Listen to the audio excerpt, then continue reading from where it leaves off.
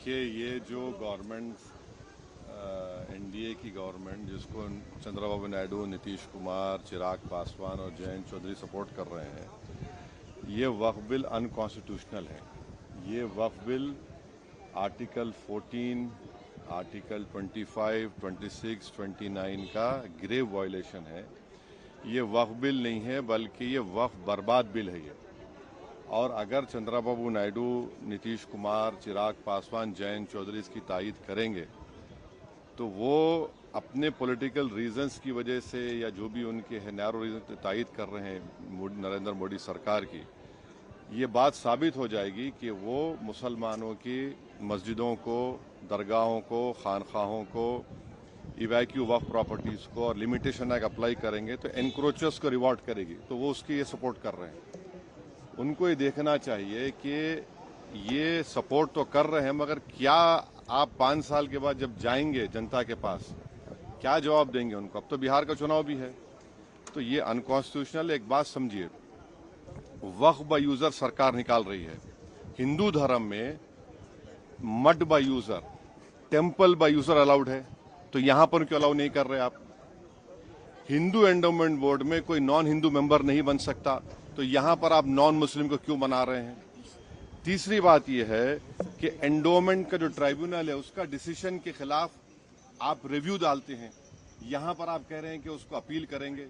Hindu endowment board में commissioner, कोई भी हिंदू एंडोमेंट कमिश्नर कोई प्रॉपर्टी को डिक्लेयर कर सकता है एज अ हिंदू धर्म की प्रॉपर्टी। कलेक्टर का कोई रोल नहीं हिंदू एंडोमेंट बोर्ड में, क्यों कलेक्टर को लेकर आ रहे हैं आप? तो ये सब जो चीजें कर रहे हैं ना, एक ही मकसद है, मुसलमानों से नफरत और इस देश में हिंदुत्व की आइडियोलॉजी के तहत ये एक प्रोजेक्ट है जिससे मुसलमानों को उनके रिलीजन से दूर करना, रिलीजियस प्रॉपर्टीज को छीन लेना। हमारा डिमांड एक ही है कि जो चीजें हिंदू धर्म के लिए, एंडोमेंट बोर्ड के लिए सही है, यहां पर गलत कैसे हो रही है? वो जो सिख गुरुद्वारा प्रबंधक कमेटी में कोई नॉन सिख मेंबर नहीं बन सकता, तो यहां पर कैसा कोई नॉन मुस्लिम बनेगा? ये बात आपको समझने की जरूरत है। आर्टिकल 25, 26, 29, 14 का ग्रेव वायलेशन है। इनको सोचना चाहिए चंद्रबाबू नायडू को। अभी वक्त है उनके पास सोचना चाहिए कि आप क्या बर्बाद करने का पूरा सहूलत दे रहे हैं बीजेपी को आप। Sir, Yogi Adityanath is saying that the Waqf is need of an hour. Any good thing is opposed by Congress and opposition parties alike. See, you are not asking me the full what he said. What he said is that the Waqf board will declare any property as Waqf, right? Does this man he is the chief minister of a largest state of our India? How is a property declared as Waqf? The property is declared as a Waqf on the basis of the survey commissioner report. He is appointed by the state government. He is a senior one officer, senior more than the collector. After his report is given that this property is Waqf, the chief secretary of that state issues a gazette notification. On that gazette notification, a property is called a Waqf property. Now, is he saying that the gazette notification UP are all false? How can he say that? When it is a gazette notification of state government, the government is always in a continuous form. He's completely lying. These are all Waqf properties which a gazette notification is issued by the state government. On the basis of the state government, one property becomes a Waqf. You want to destroy Muslim property, you want to create disputes of masjids and mandirs, you want to create more social disharmony, then do it. It will be your responsibility. Sir Yogi वाला हिंदी भी sir छोटा सा। अरे क्या पूछ, सवाल तो पूछ लीजिए। योगी जी ने कहा योगी आदित्यनाथ ने कहा है कि किसी भी सही चीज का देखिए, योगी आदित्यनाथ ने यह भी कहा, जो आप लोग डर के नहीं पूछ रहे हैं, वो ये है कि उन्होंने कहा कि कोई भी प्रॉपर्टी को वक्फ डिक्लेयर करता है वक्फ बोर्ड। झूठ बोल रहे हैं। वक्फ प्रॉपर्टी कैसे बनती है? एक सर्वे कमिश्नर जो स्टेट गवर्नमेंट में कलेक्टर से सीनियर होता है, वो सर्वे करता है, ऑब्जेक्शन कॉल फॉर करता है, उसके बाद रिपोर्ट देता है चीफ सेक्रेटरी को, और चीफ सेक्रेटरी उस बुनियाद पर एक गजीट नोटिफिकेशन इशू करते हैं, और उस बुनियाद पर, गजीट नोटिफिकेशन की बुनियाद पर वो प्रॉपर्टी वक्फ कहलाती है। अब आप ये कह रहे हैं कि कोई प्रॉपर्टी वक्फ डिक्लेयर करते? क्या उत्तर प्रदेश में जितने गजीट नोटिफिकेशन है, चाहे सुन्नी वक्फ बोर्ड के हो, शिया वक्फ बोर्ड के हो, उनको मानना चाहिए ना। गवर्नमेंट तो आती जाती रहती है, गवर्नमेंट हमेशा कंटिन्यूस फॉर्म में रहती है, पार्टीज पावर में नहीं रहती हैं। तो योगी आदित्यनाथ ये झूठ बोल रहे हैं, और ये चाहते ये हैं कि मस्जिद के झगड़े शुरू हो जाए, वहां पर कोई जाकर पिटीशन डाल दे सरकार को कि भाई यहां पर मस्जिद नहीं थी। इस बिल में मैं फिर से कह रहा हूं, इसमें पावर जितने हैं कि कलेक्टर अगर इंक्वायरी ऑर्डर करेगा किसी वक्फ प्रॉपर्टी की तो इंक्वायरी खत्म ही नहीं करेगा कलेक्टर, और जब इंक्वायरी ऑर्डर करेगा तो वक्फ प्रॉपर्टी नहीं रहेगी। तो ये वक्फ की जायदादों को छीनने के लिए मोदी सरकार ये बिल को ला रही है। कोई वक्फ की प्रॉपर्टी का इसमें हिफाजत नहीं होगी, ना उसका रेवेन्यू में इजाफा होगा। आप 12 साल आप लिमिटेशन एक्ट अप्लाई कर रहे हैं, क्यों अप्लाई कर रहे हैं लिमिटेशन? हिंदू धर्म के ऊपर लिमिटेशन एक्ट अप्लाई नहीं होता। तो जो एनक्रोचर 12 साल से ओनर बन जाएगा वो ओनर बन जाएगा ना। अब ये बताइए कौन सा काम कर रहे हैं आप कौन सा प्रॉपर्टी बचा रहे हैं? ये पार्लियामेंट सामने मस्जिद है, आप वक्फ बाय यूजर निकाल के कह रहे हैं डिस्प्यूट गवर्नमेंट होगा, डिस्प्यूट होगा ये गवर्नमेंट प्रॉपर्टी होगी। दिल्ली एलडीओ कहती है ये मस्जिद जो है हमारी है। कल कलेक्टर को आप पावर्स दे रहे हैं, गवर्नमेंट के ऑर्डर पे बोलेगा ये मस्जिद गवर्नमेंट प्रॉपर्टी, मस्जिद बंद हो जाएगी। फिर ये हम एग्जाम्पल दे रहे हैं आपको। अब इसका गवर्नमेंट कैसा इसका रद्द करेगी? और फिर इनके जो चमचे हैं दुम छल्ले, एक अजमेर दरगाह के वो कौन है, वो दीवान का बेटा है। देखिए ख्वाजा एक्ट के तहत वो दीवान गवर्नमेंट का एम्प्लॉय है, नौकर है वो गवर्नमेंट का, और आप लोग लिखते नहीं है, बोलते नहीं। उसको हर साल एक कोर्ट का, हाई कोर्ट की जजमेंट से उसको साल में 1.5 करोड़ रुपए मिलते हैं। वो बताए, वो दीवान का बेटा कि भैया दीवान बताए कि कितना उन्होंने मुस्लिम महिलाओं के लिए, मुस्लिम बेवा महिलाओं के लिए, मुस्लिम यतीम बच्चों के लिए उन्होंने कौन सा मदद की।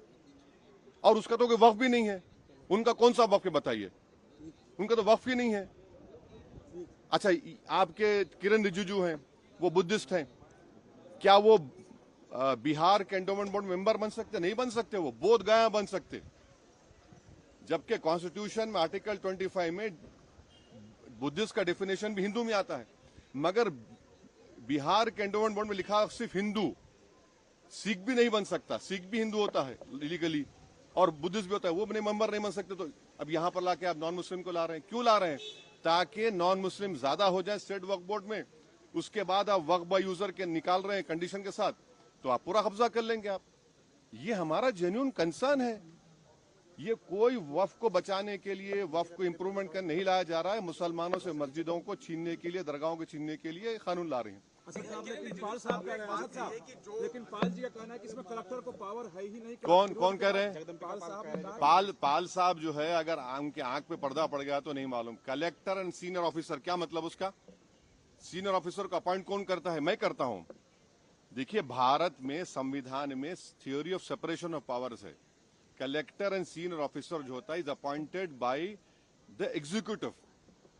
क्या कोई भी अपने केस में जज बन सकता है बताइए आप? नहीं बन सकता है ना। वो बोलते नहीं है सच्चाई। वो उनको मंत्री बनने का इतना शौक है कि बके जा रहा हूं जुनू में, क्या क्या उन मामला वो है उनका। हम जितने भी पॉइंट्स यहां पर रेस करे हैं, आप जाकर वो बिल उठाकर पढ़िए। हम कोई सिर्फ एक वहम फैलाने के लिए, डर फैलाने के नहीं, पर सच्चाई को आपको बता रहे हैं। भाई आप बताइए कि वक्फ बाय यूजर को आप ये कह रहे हैं कि आप एक सेक्शन में कह रहे हैं कि जो ये प्रोस्पेक्टिव होगा, रेट्रोस्पेक्टिव होगा, फिर आपने कंडीशन क्यों लगाया कि अगर डिस्प्यूट होगा तो वक्फ बाय यूजर नहीं होगा, और गवर्नमेंट प्रॉपर्टी हो तो वक्फ बाय यूजर नहीं होगा? आज मैं वक्फ बाय यूजर हूं, इस्तेमाल कर रहा हूं चीज को, फर्ज करिए इस चीज को, और आप कल आप कह रहे हैं डिस्प्यूट और गवर्नमेंट प्रॉपर्टी होगा, तो क्या मतलब? फिर आपका सेक्शन 36 क्या बोल रहा है? आप उसमें कह रहे हैं कि नहीं कोई जरूरत ही नहीं है, आप कर लीजिए। भाई जो हिंदू धर्म में जो चीजें आप अलाउ कर रहे हैं वो मुस्लिम धर्म में क्यों नहीं करना चाह रहे आप? हमारा सवाल यही है, बताइए ना क्यों नहीं करना चाह रहे आप? क्यों नहीं करना चाह रहे? सर योगी जी कह रहे हैं कि सड़क नमाज पढ़ने की जगह नहीं है। हाँ, सड़क नमाज पढ़ने की जगह हाँ, तो फिर सुनिए, हेलीकॉप्टर से फूल बरसाना वो अलाउड है? कांवड़ यात्रा चलती है, हाँ, अभी आरएसएस की परेड हुई, रोड पे हो रही है, हवा में उड़ के कर रहे हैं वो लोग। हाँ, उन्होंने कहा कि हिंदू जिस तरह हाँ, तो हाँ चलिए हमको रोड पे करने दीजिए। हाँ, अरे हमको भी रोड पे करने दीजिए ना। जब आप कांवड़ यात्रा को इतने दिन चलाते हैं, जब हर धर्म का फेस्टिवल रोड पे होता है और उससे किसी को तकलीफ नहीं है, फिर मुस्लिम धर्म से क्यों तकलीफ हो रही भाई आपको? हाँ, तो हाँ ठीक है, वो कितने लोग उससे कितने लोग जख्मी हुए, कितने लोग मर गए, वो तो नहीं बता रहे ना। ठीक है, अच्छा हुआ भाई, आप महाकुंभ किए, मगर इसका ये मतलब तो नहीं है कि ये इस देश का एक ही रिलीजन होगा। क्या इस देश का एक रिलीजन है, बताइए? इस देश की खूबसूरती उसका प्लुरलिज्म, डाइवर्सिटी है। इस देश का कोई रिलीजन है ही नहीं। ये देश सब रिलीजन को सेलिब्रेट करता है, जो नहीं मानता किसी भगवान अल्लाह को, उसको भी सेलिब्रेट करता है। आप तो एक आइडियोलॉजी की बात कर रहे हैं आप, और वो आइडियोलॉजी आरएसएस की आइडियोलॉजी है जो संविधान से टकराती है।